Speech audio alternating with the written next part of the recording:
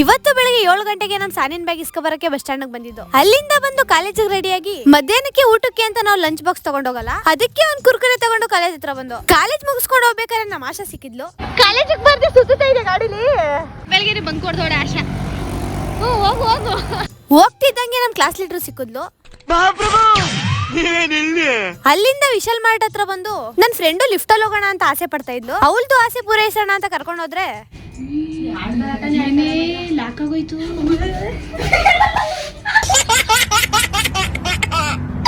ನನಗ್ ಬೇಕಾಗಿರೋ ವೇಫರ್ಸ್ ರೆಡಿಮಿಡಿ ತಗೊಂಡು ಅವ್ರಿಗೆ ಬೇಕಾಗಿರೋದು ಅವ್ರು ತಗೊಂಡು ಪೇ ಮಾಡಿ ಬಸ್ ಸ್ಟ್ಯಾಂಡ್ ಹತ್ರ ಏನಕ್ಕೆ ಈ ತರ ಜನ ಸೇರೋರೆ ಅಂತ ನೋಡಿದ್ರೆ ಕಾವೇರಿ ನೀರಿಗೋಸ್ಕರ ಸ್ಟ್ರೈಕ್ ಮಾಡ್ತವ್ರೆ. ಅವ್ರು ಮಾಡ್ತಾ ಇರೋದು ಕರೆಕ್ಟೇ ಅಲ್ವಾ? ಯಾಕಂದ್ರೆ ತಮಿಳ್ನಾಡೋರ್ಗೆ ಬೆಳೆ ಬೆಳೆಯಕ್ ನೀರ್ ಬೇಕಂತೆ, ನಮ್ ಕರ್ನಾಟಕದವ್ರಿಗೆ ಕುಡಿಯಕ್ ನೀರ್ ಬೇಡವಾ? ಸರಿ ಆಯ್ತು ಏನಾಗುತ್ತೋ ಆಗ್ಲಿ ಅನ್ಬಿಟ್ಟು ಹಾಸ್ಟೆಲ್ ಕಡಿಕೋದು. ತಿರ್ಗಾ ನನ್ ಫ್ರೆಂಡ್ ಏನಾದ್ರು ತಿನ್ಕೊಬರೋಣ ಅಂತ ಕರೆದ್ಲು. ಸರಿ ಆಯ್ತು ಅನ್ಬಿಟ್ಟು ನಾನು ಹೋದೆ. ಗೋಲ್ಗೊಪ್ಪ ಮತ್ತೆ ಶವರ್ಮಾ ತಿನ್ಕೊಂಡು ಪಕ್ಕದಲ್ಲಿ ಹೋಗಿ ಮಸಾಲೆ ಮತ್ತೆ ಪಾನಿಪುರಿ ತಿನ್ಕೊಂಡು ಹಂಗೆ ಹೋಗ್ತಾ ಸಮೋಸವನ್ನು ತಿನ್ಕೊಂಡು ಬರ್ತಾನೆ. ಈ ವಿಡಿಯೋ ಇಲ್ಲಿಗೆ ಏನ್ ಮಾಡ್ತಾ ಇದೀನಿ. ವಿಡಿಯೋ ಇಷ್ಟ ಆಗಿರೋ ಲೈಕ್ ಅಂಡ್ ಫಾಲೋ ಮಾಡಿ. ಮತ್ತೆ ಸಿಗುವ.